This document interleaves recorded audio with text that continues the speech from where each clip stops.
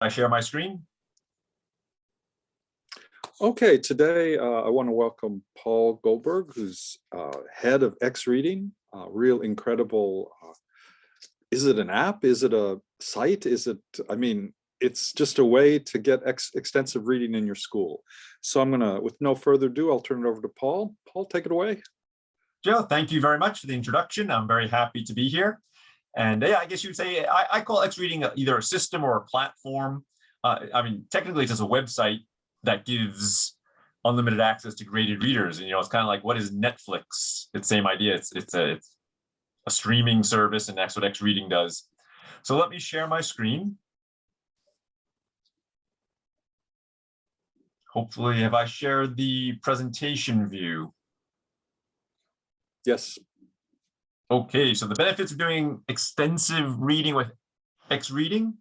And I will actually start with an introduction first to extensive reading itself before I move on to Xreading. So what is extensive reading? Well, there's an entire academic book about it. However, for brevity, I have abbreviated that entire book into one sentence. It is reading large quantities of text that is easy to understand. It's the opposite of intensive reading, which is something short and difficult, something students are typically doing in Japan and probably Korea as well. It's based on Stephen Krashen's input hypothesis, which basically says if students are exposed to large quantities of language that they understand, they will begin to acquire that language. The main principles, basic principles, again, this comes from Richard Day and Bamford, is students read for meaning, as opposed to just reading for language is what they're typically doing in our classrooms. They're reading to understand a story. The text is relatively long, has few unknown words, therefore graded readers are typically what are used. The emphasis is on fluency over accuracy. This is not speed reading, but students should be reading as quickly as they can as long as they understand the story. Again, this is a little bit unusual in Japan and Korea, where its accuracy is often emphasized. The main benefits of extensive reading are students see a purpose to reading and hopefully enjoy. They also usually get to choose their own book, so they get a feeling of empowerment. Recycling of vocabulary, which leads to actual learning. When I say recycling, I mean they are seeing the same words that they know used repeatedly, but in different contexts, okay? So it really deepens their knowledge of the words they may be familiar with and teaches them how to use those words. And students' reading speed and fluency improve. There's lots of research that demonstrates that, and I will explain in a moment. I'll give an example. Okay, why I believe extensive reading is essential. And when I say essential, I mean, no, just a good idea, or it would be fun for students, but why it's actually really necessary. There's different analogies teachers give who advocate extensive reading. My favorite is tennis, because even people who don't understand tennis can probably imagine the answer to this question. To become the best player this guy can be, what does he have to do? Well, clearly he has to practice the skills. Again, even a non-tennis player can probably guess the skills of tennis are forehand, backhand, serving, footwork, things like that. But if this guy only practices the skills, even if he does it hour after hour, day after day, is he going to become a great tennis player? Probably not. He also has to practice playing the game. Okay, it's self-evident with a sport like tennis or any sport. But with language education, it's the same thing, but it's not what happens. Many teachers tell their students, learn these grammar rules, memorize this vocabulary, practice this pronunciation, not giving them a chance to use it in a meaningful way. And that's what extensive reading is all about. Okay, for those who like more empirical evidence, there's a lot of research. My favorite, as I call it, the 200,000 word threshold from Begler, Hunt, and Kite. And they showed that when students read over 200,000 words, they made statistically significant improvements in their English ability. 200,000 words may sound like a lot, but it actually is feasible. And I'll show you, because in extensive reading, the average reading speed students can reach, not their first book or second book, but after they've done it for a few weeks with easy books, it has to be easy, is 150 words a minute. If you can get them to read just 15 minutes per day, how long will it take to reach 200,000 words? 1,333 minutes. If you divide that by days, it's 88 days. Okay, which is quite a while, no doubt. But with intensive reading, when I say intensive reading, I'm talking about what students in Japan and Korea are typically doing, something very difficult like the TOEIC or TOEFL. What makes it difficult? So many unknown words. Therefore, they need their dictionary. The dictionary doesn't have one meaning per word. There are multiple meanings. They need to go back to the context, try to figure out which is the meaning from the dictionary, go back, confirm, and maybe jot down a note. In that scenario, the average reading speed is about 17 words per minute. If you divide that, if you do 15 minutes per day, how long will it take to reach 200,000 words? Over 11,000 minutes, or more than 2 years.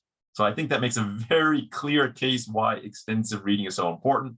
It's the only way students are going to get the input that they need. And I'm not suggesting that intensive reading should be removed and replaced by extensive reading. I'm just suggesting we need greater balance.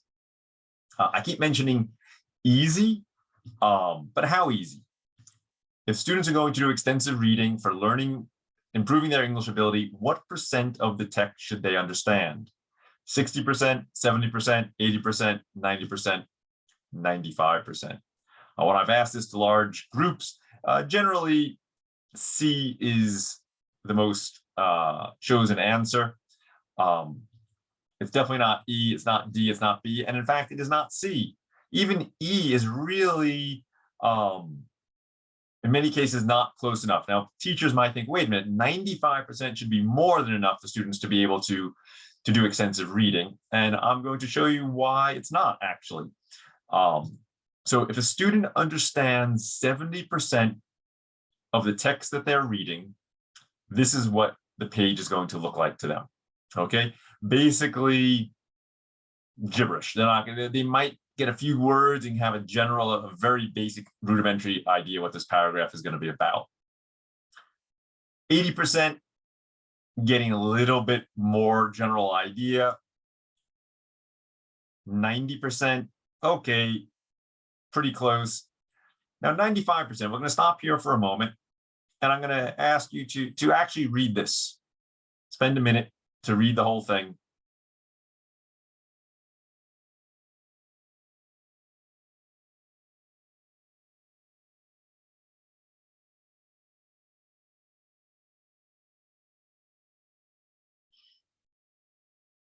Okay, I'm going to assume that either native speakers or teachers of English who have very high ability could definitely understand this paragraph.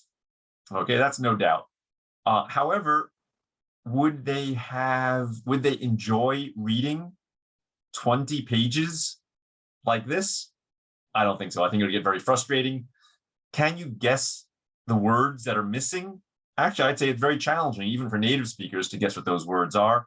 And finally, if you read 20 pages like this, and there's 5 words per page that are missing, how many unknown words are the student going to come across? 100.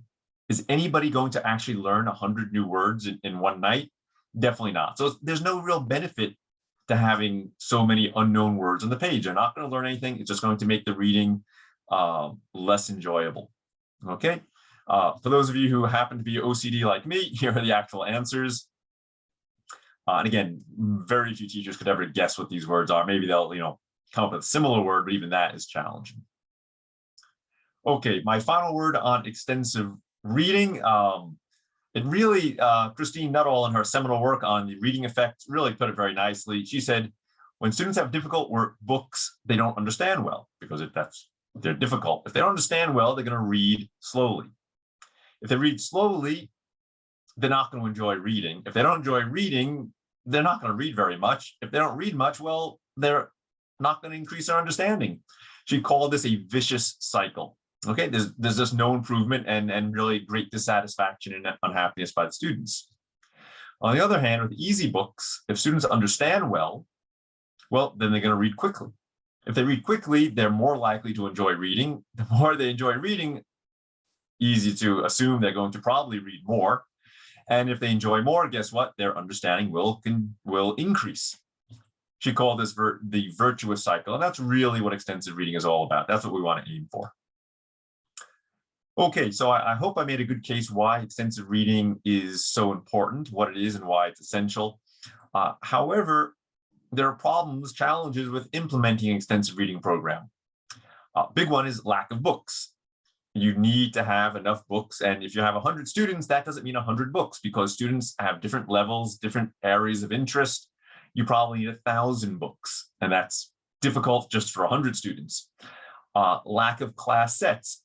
Extensive reading is typically about students choosing their own book, but there are benefits to having students read the same book sometimes. Primarily, the activities that they can engage in are going to be much more interesting. You think about it, when you meet your friends and you talk about a book or a movie, do you tell your friends about a book that you read that they haven't read? No, most likely you're going to talk about a book or a movie that you've both seen and discuss what you liked about it, what you didn't like about it, your favorite characters, things like that. So there's certainly, I think, a good case that at least sometimes students should be reading the same book. Monitoring if students are reading. The purists of extensive reading will say, no, students don't need to be monitored. However, most of us are teaching in academic settings where we have to give grades, and the grades need to be based on student accomplishment or effort, and therefore monitoring is essential. Tracking and recording what students have done, especially if they're reading many books over an extended period of time. Getting students to read regularly. I was very fortunate that I taught at a very good university in the Osaka area. And if I told my students, please read 10 books this semester, almost every student would do it. The problem was even my good students would generally wait until the end of the semester and try to read all 10 books in the last week. Not really ideal. Okay. Integrating audio. It's nice that almost every publisher makes professionally narrated audio for their graded readers.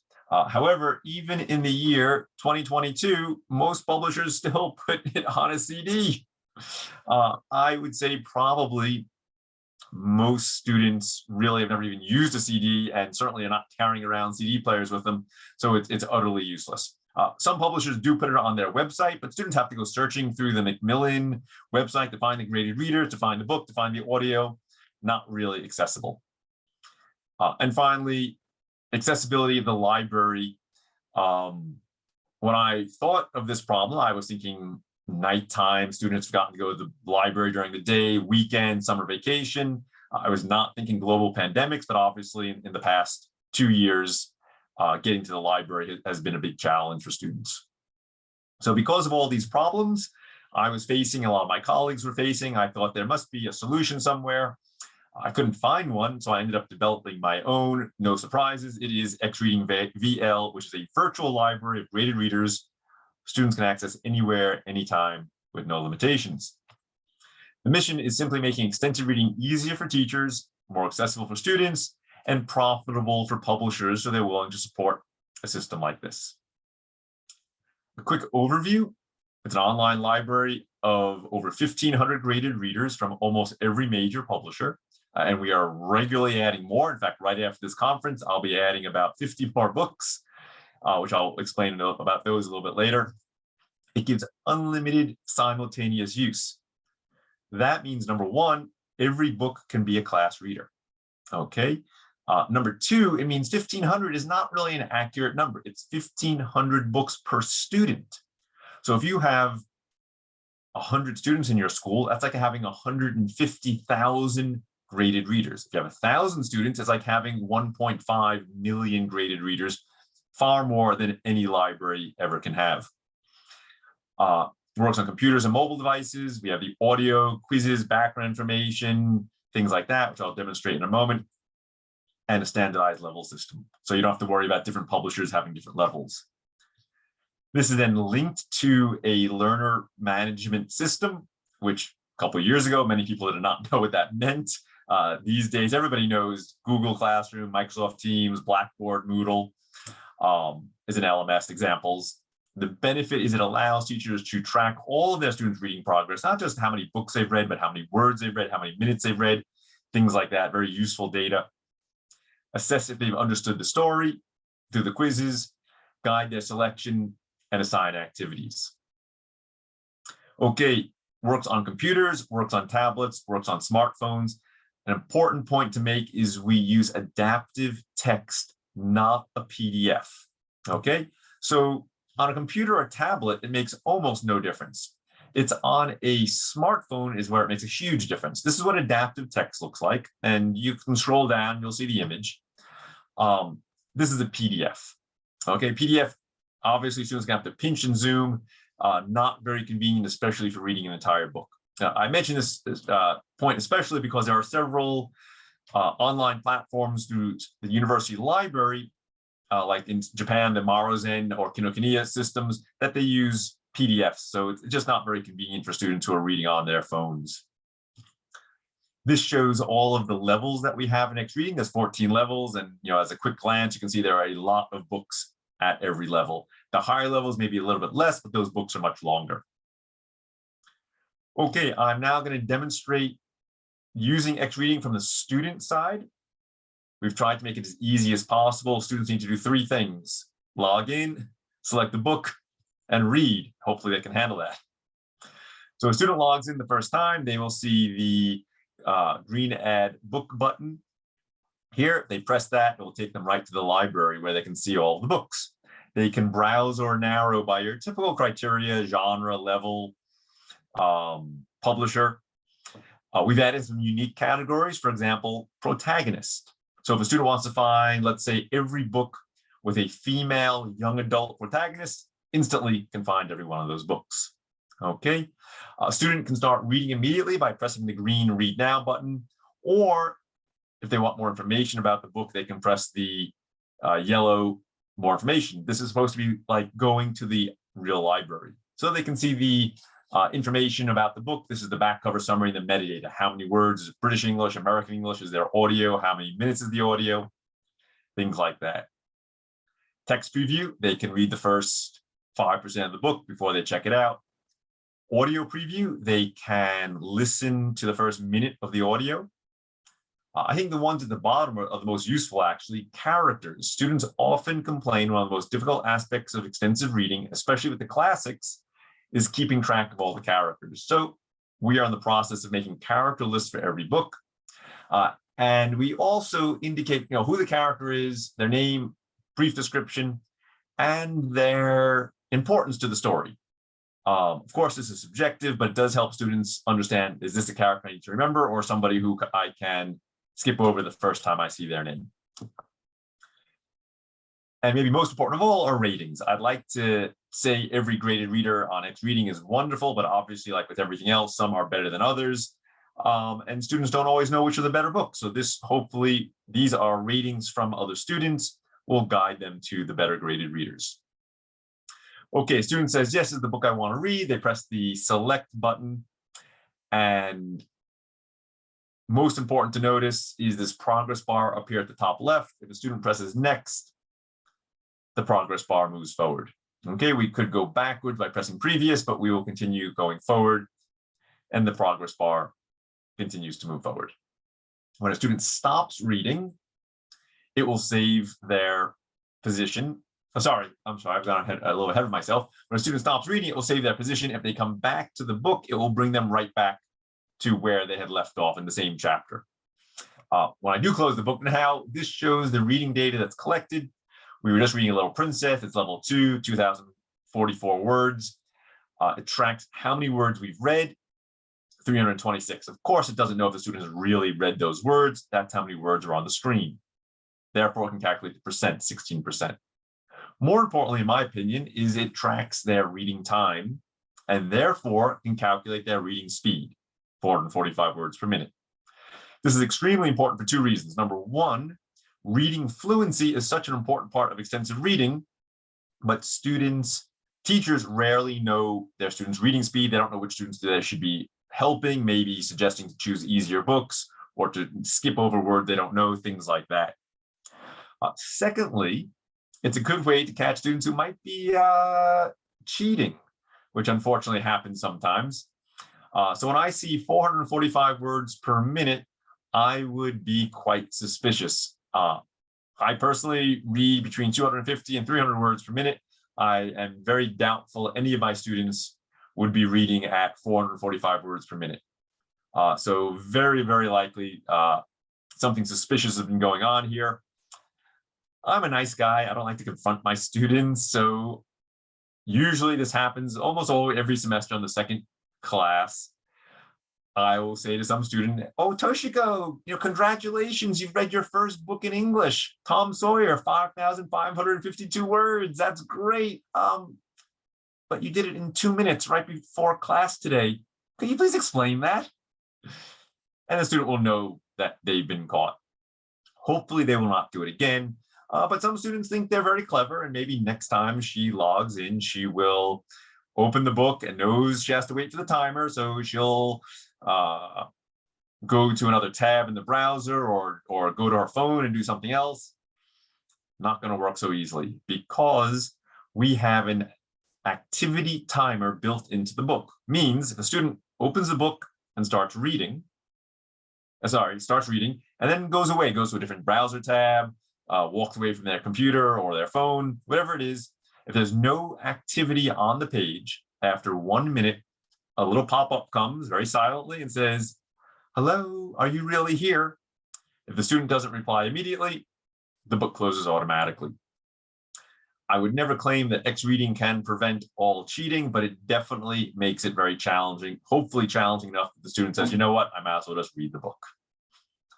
Okay, moving on to some additional features Xreading provides. It's a digital system, and yes, I understand there are benefits to print. Some people prefer that, but there are also benefits to digital. A big one is you can change the view. So if you want larger text, if you want greater spacing, even if you want different background color, all of that is possible, which could be useful depending where the student is reading, or if you have students with reading accessibility issues. We have quizzes for every book. These quizzes are written specifically for extensive reading, meaning we're not asking tricky or difficult questions. We're not asking grammar questions. We're basically asking, did you understand the story? These quizzes can also be printed. Although very few teachers do that, it is something they do have the option to do if they want to administer the quizzes in class. Students can rate books, and this is where we get the ratings from. They can also write a short review, what they think about the book, and other students around the world will see those ratings and reviews. We've we've linked to a placement test that was actually created by the Extensive Reading Foundation, and it will give students a general idea where on the Xreading levels of 14, where they belong. Okay.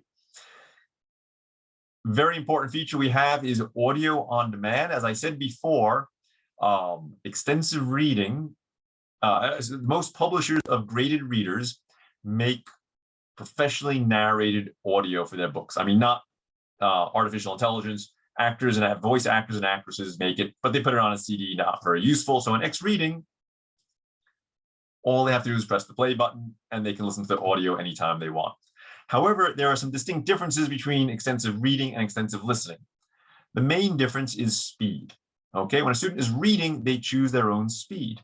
Okay, but when they're listening, they're forced to listen at the speed of the speaker, or in this case, the narrator. So we have integrated the audio at 5 speeds, 10% slower, 20% slower, 10% faster, 20% faster from the original that's provided by the publisher. Okay, very importantly to point out, this is without distortion. So it's not like speeding up the audio player on your computer or YouTube. It's going to sound very natural. Okay, so I'm going to play a quick example so you can hear what I mean. This is the original audio from the publisher. Try to read along and listen, and you'll see, I believe that most students at this level who are reading this level book, which is about a level 4 book in Xreading, are going to find it to be quite slow. It plays for about 20 seconds. Chapter 1. Down the Rabbit Hole. Alice was beginning to get very bored. She and her sister were sitting under the trees. Her sister was reading, but Alice had nothing to do. Okay, I think most students would find that actually be quite slow, almost annoyingly slow. So we're going to speed it up the full 20%, and we'll see. And those of you who are familiar with Alvin and the Chipmunks, that's also 20. That's about 23%. Let's hear how this sounds, though. Alice was beginning to get very bored. She and her sister were sitting under the trees. Okay, I think you can hear it sounds quite natural. Just by comparison, this is exactly the same speed, 20% faster without removing the distortion.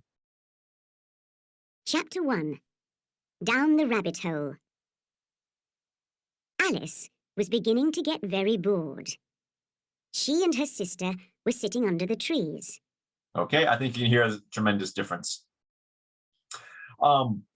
Let's say some teachers in some courses might want to emphasize reading. Others may want to emphasize listening. And therefore, we've given teachers the ability to turn off the audio or turn off the text. I don't suggest turning off both. You can do that here with text and audio accessibility. So if you turn off the audio, you can imagine that play button just disappears. But what about audio only, no text? This is what the student will see. Okay, they can see the images, they can see the chapter, but they just can't read the text. They have to listen.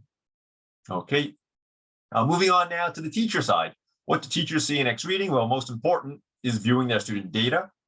So it's typical learner management system. I can log in. I see all of I have classes, assignments, students. So this is my classes. I can see every class, get a quick overview of what they're doing.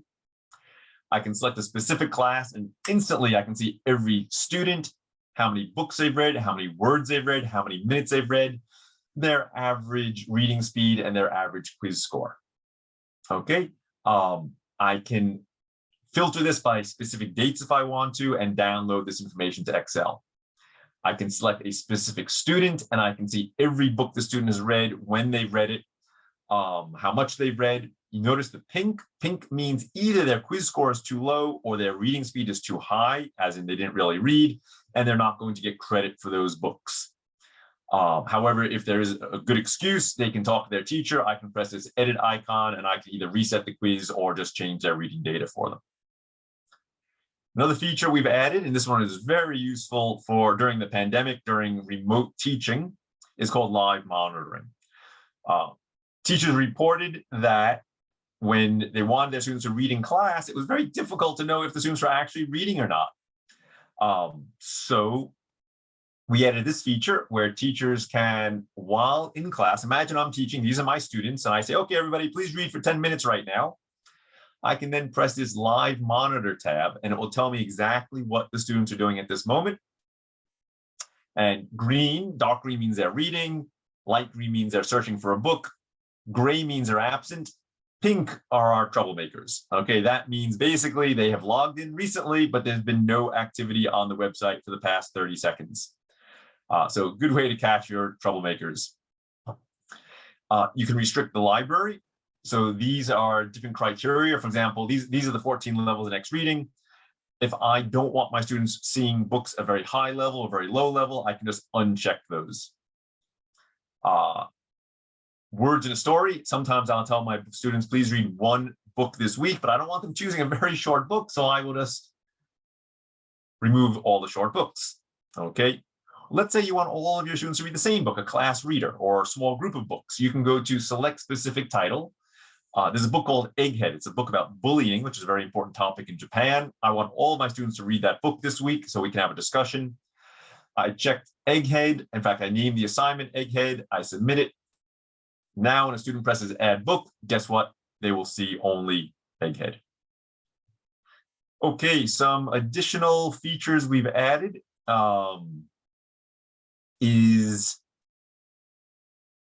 several of them I want to go over. One is MReader. I'm not sure if you're familiar with MReader. MReader is a quiz website for graded readers on extensive reading. It has quizzes for about 7,000 or 8,000 different books. People think MReader and Xreading are competitors because the names are similar, but actually no, they're very complementary. So we've integrated the MReader quizzes into Xreading. Now you might say, why would you do that if you already have your own quizzes? The reason is this allows schools to integrate their physical library into Xreading, even books that are not in our system. So the way it works is you can change the setting, allow physical books to yes. Okay, then let's imagine a student goes to the real library They choose a book, Pirates of the Caribbean, which is not an Xreading. Poor Johnny Depp. I think his reputation's been a little bit in tatters. Maybe it's coming back. We'll see in a few weeks. Anyway, student reads this book and they then go to Xreading. They press add book, but this time, remember, the teacher is allowed physical books, so they need to choose. Digital book will bring them right to the digital library. Physical books, they can search for it. Oh, here it is. This book, again, which is not an Xreading, will get added to their reading history. We don't know any of their reading data, but if they take the quiz, and this is the M-Reader quiz, students don't know it's an M-Reader quiz, they just think it's a quiz in Xreading. If they pass the quiz, we can give them credit for that book. Okay, so it means schools that already have a big library of graded readers don't need to discard it if they choose Xreading. Okay. We've recently added journals. I tend to think the best way to determine if students have read a book or not is by a short, simple quiz, but there are benefits to having students write journals. It's good for their writing and could be very interesting for them. So we've added a journal feature. The way it works is the student reads a book, let's say Breaking Free. If the teacher has turned on the journals, they'll see an add journal button. The teacher can give an explanation of what they're supposed to do, a review, a summary, something like that. How many words, in this case, minimum 50, maximum 100. The student can type away, counts their words, and they save it. Okay. The teacher can then log in and see all of their students' journals. They can press the edit icon. They can read the journal. They can give a grade and they can make a comment and save it. And then the students will see that. Another feature is pre-reading vocabulary review. Many graded readers come with a list of important words for understanding that story, especially at the lower levels, but most students just skip that page. So teachers have the opportunity to make these words, have students take a short quiz, either mandatory or optional. This is what it looks like. They will see a pre-reading vocabulary button here. Very simple multiple choice quiz. They have to look at the word and guess the meaning. And if they get the word correct, it's removed. And if they get it incorrect, it recycles until they get all the words correct. And we've added a speed reading component. Extensive reading will definitely help students reading fluency. There's lots of research showing that. However, it takes a long time. People like Paul Nation have been strong advocates of students, along with extensive reading, doing a speed reading component, which basically means like doing short, very simple passages, trying to read as quickly as you can in a very short amount, of time. Students will see progress. So we've generated a racing motif with these little flags here. Students press start. Again, making it look like a race. They are supposed to read as quickly as possible. They're generally about 300 words. When they finish, they have to take a quiz. We track their time. They take a quiz. If they pass the quiz, we will track their progress on a graph for them. Okay. As I said earlier, we're constantly adding new books. Some of our newest publishers are ABAX with their global issue narratives. These are graded readers about important social issues such as human trafficking, sex trafficking, fair trade, identity. Very, very good books. Grassroots Press, a Canadian publisher with some higher level books. We also go the other direction. With eFuture, we've added their manga readers. Our first manga readers will be coming in the next couple of weeks. Also, more books for younger learners, which Japanese university students actually enjoy reading a lot. And we'll be adding our first books of different languages. We'll be adding adding French graded readers and possibly other languages after that. Okay. And student creative materials. We actually had a high school that was doing a graded reader writing project for many years, decided to make a competition out of it. They had their students put their books on Xreading, and students around the world could rate the books, and we had winners, and it was really, really successful. And we hope to expand that to other programs that want to give their students the opportunity to do some creative writing. Another new series we will be adding shortly is it's called My Mysterious Friend Sora. It's an AWL reader. What I mean is this author has written 10-book series in which he uses all 570 words from the academic word list used multiple times. 2,900 times the words are repeated in an interesting and engaging story. So yes, it's great to teach our students the academic words and have them memorize the words, but this will give them the opportunity to see those words in an engaging story and see how they're used. And maybe the final new book we have added is actually Xreading News. Every week we're adding a new newspaper to Xreading with 5 news stories told in simple English around A2, B1 level. And in fact, I just uploaded one today, and yeah, it's been quite successful, giving students the opportunity to read something brand new and perhaps engage in discussions with their classmates. And the last feature I'd like to talk about is one we'll be adding later this year, is the interactive dictionary and vocabulary learning component. Students will be able to tap on a word that they're not familiar with, get the meaning specific to this context. So the word field has many meanings, but this is showing a playing field. It's a book about soccer or football. So it will give that meaning. That word will then get saved to the student's personal word list, where we will give them activities and games using spaced repetition so they can begin to learn their words. Okay, thank you very much for listening. Any questions, comments, or suggestions, please feel free to get in touch with me. And yeah, any questions?